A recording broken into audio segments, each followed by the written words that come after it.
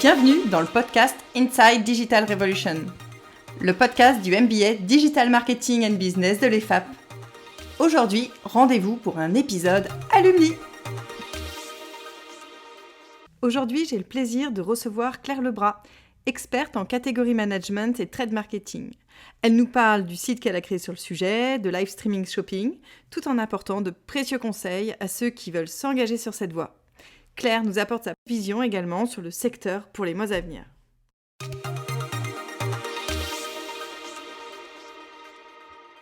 Bonjour Claire. Bonjour Camille. Alors, ravie de t'accueillir dans le podcast Inside Digital Revolution version alumni. Merci. Est-ce que tu peux nous en dire un petit peu plus sur toi ?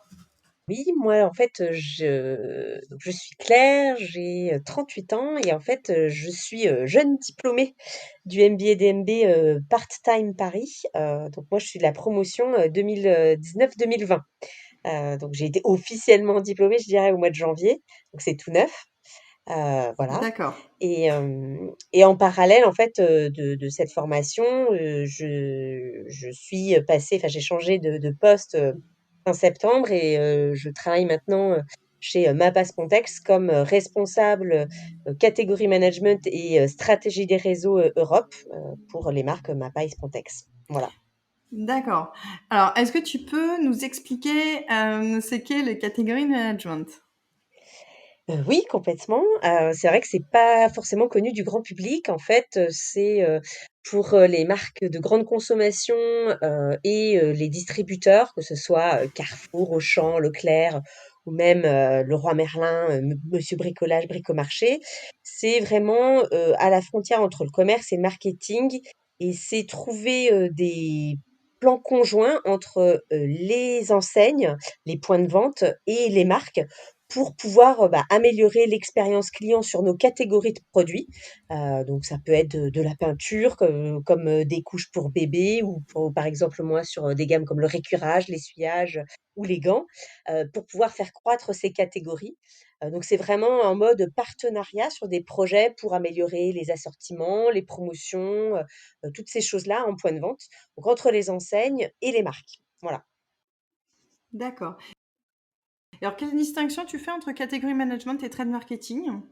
Ou est-ce que c'est vraiment un socle commun ?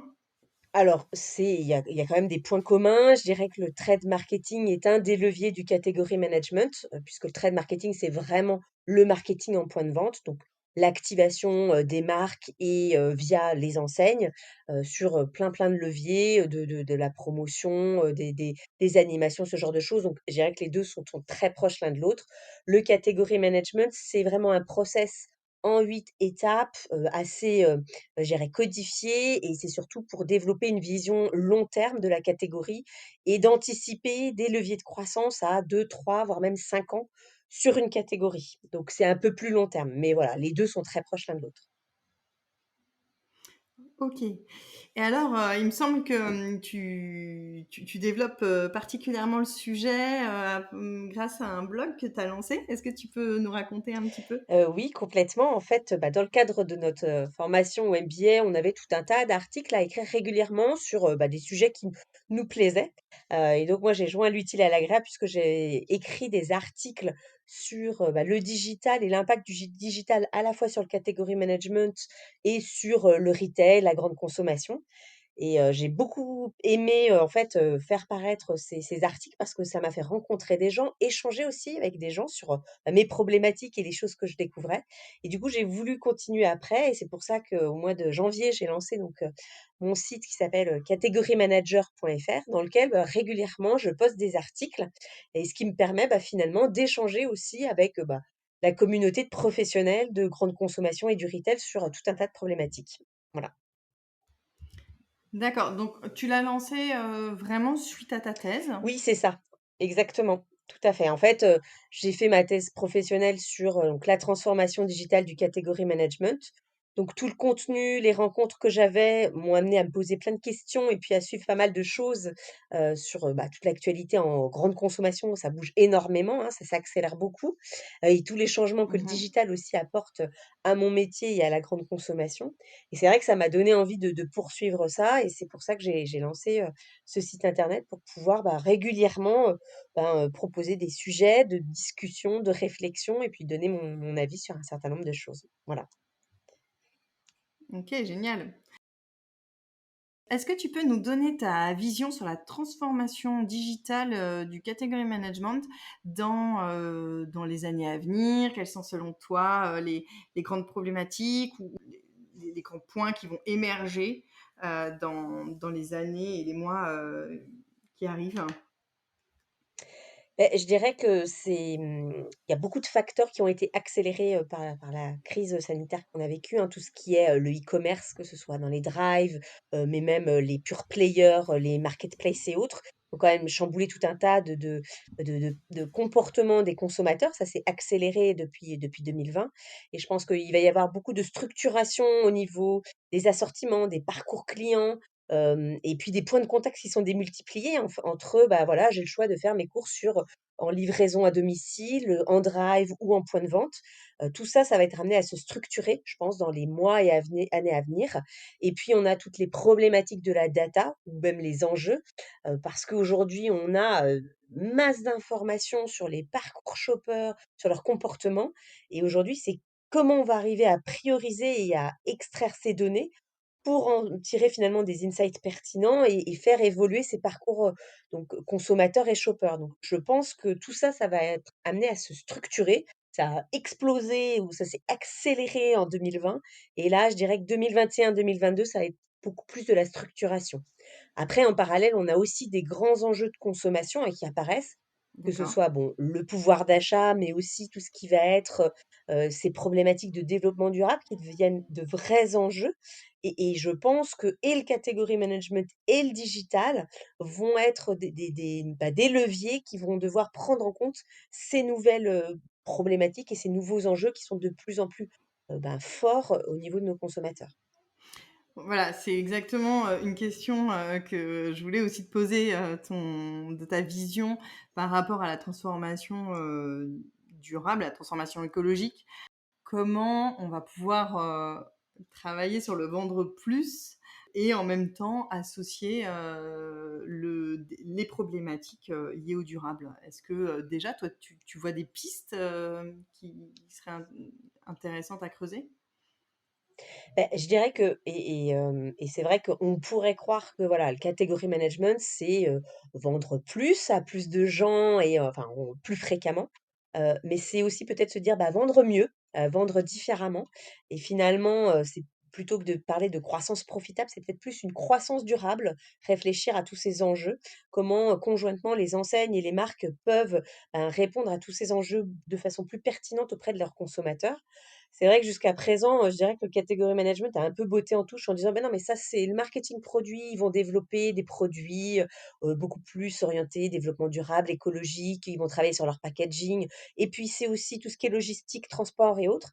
Mais je pense que c'est aussi au category management de s'atteler à ça, de travailler conjointement avec les enseignes. Je pense que le digital peut les aider, voilà, par, le travail de la data. Comment on fait mieux ressortir, des assortiments qui prennent plus en considération le développement durable? Comment on aide les catégories managers dans la définition de ces assortiments via, des plateformes d'intelligence augmentée? On a par exemple Yuka qui intègre maintenant la dimension développement durable avec un score particulier. Je pense que les catégories managers peuvent s'appuyer là-dessus. Et puis on a, toutes ces stratégies de contenu qui peuvent aussi aider à apporter des dialogues entre les consommateurs, les marques et les distributeurs. Voilà, avoir un vrai échange sur ces problématiques-là et co-construire ensemble et je pense que le category management doit être un vrai acteur de ce changement et pas juste, finalement, botter en touche en disant: «Non mais ça c'est plutôt marketing produit ou plutôt les distributeurs ou la logistique». Voilà. Donc en fait, ton métier, il est vraiment à la croisée des chemins. Exactement, c'est vraiment, entre le marketing et le commerce, entre le distributeur et les marques, entre le consommateur et le shopper. Donc, on est vraiment une courroie de transmission entre tous ces interlocuteurs. Et c'est ce qui fait aussi la richesse de mon poste. Et c'est ce qui fait qu'on a une multitude de sujets qui viennent et qui sont hyper structurants pour mon métier. Si tu avais des conseils à donner à un étudiant qui voudrait se lancer sur, ce métier ou bien à un alumni qui voudrait se reconvertir sur, le category management, voilà, est-ce que tu aurais, des pistes, quelles pistes est-ce que tu pourrais leur donner pour qu'ils puissent avancer, sur ce chemin? Mais je dirais que sur ce chemin, c'est faire preuve de beaucoup de curiosité parce que les choses bougent beaucoup. Je dirais que c'est aller aussi beaucoup en magasin, pour, voir ce que font les marques. Parce qu'il y a plein de marques, qu'elles soient petites ou grosses, hein, peu importe.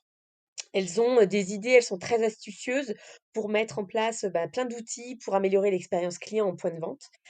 C'est aussi voilà, il existe, plein de blogs, je pense, Le Furet du Retail par exemple, mais même, Frédéric Cavazza qui aussi parle beaucoup du changement du commerce.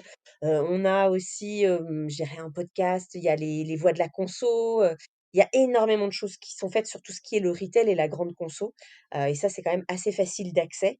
Voilà, il y a pas mal de gens à suivre. Il y a aussi, LSA Conso qui fait aussi pas mal de choses, sur LSA Connecté, sur le digital, en grande conso qui est c'est assez intéressant à suivre. Donc je dirais faire preuve de beaucoup de curiosité, aller en point de vente. C'est vrai que, 80 à 90 du catégorie management, le gros du business se fait quand même encore en magasin physique, même si, il faut quand même avoir cette culture, je dirais, digitale et c'est important, de savoir voilà, parce que c'est aussi un point de contact, je dirais maintenant inévitable et indispensable. Mais, peut-être avoir une expérience en magasin ou dans une force de vente, ça peut être un vrai plus aussi. Voilà. Et pour finir, Claire, j'aimerais bien que tu nous donnes ton regard sur une approche qui devrait décoller en 2021 dans ton secteur, selon toi. Bah, écoute, il y a, en fait, je l'ai découvert l'année dernière, donc c'était pendant le 1er confinement, le live streaming shopping. Donc Mmh. c'est une pratique donc, je dirais de télé-shopping, sur internet, en ligne, qui vient d'Asie, qui a vraiment, explosé pendant le 1er confinement. Ce sont des influenceurs, en fait, qui font des démonstrations produits en live sur internet et les, consommateurs qui se connectent à ce flux, de streaming peuvent à la fois, commenter, poser des questions, mais aussi acheter directement les produits.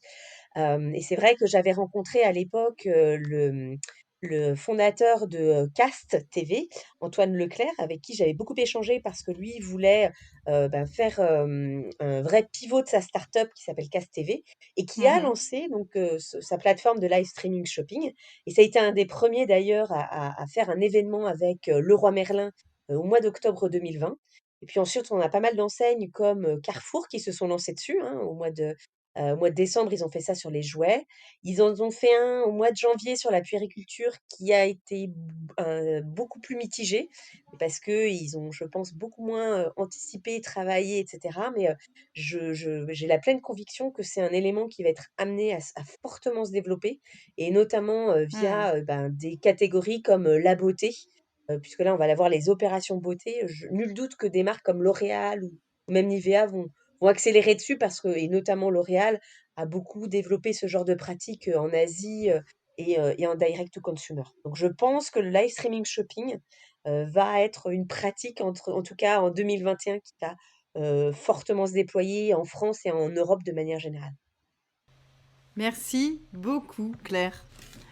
J'en profite pour te laisser rappeler le nom de ton blog, qui est donc... Categorymanager.fr. Ok. Et on peut te retrouver sur quel réseau? Je suis sur LinkedIn, je suis aussi sur, Twitter et puis, voilà, c'est les 2 principaux réseaux où je partage, sur l'actualité de la grande conso, du category management, et bien sûr de la transformation digitale. Ok, merci beaucoup, Claire. À bientôt. Merci à toi Camille.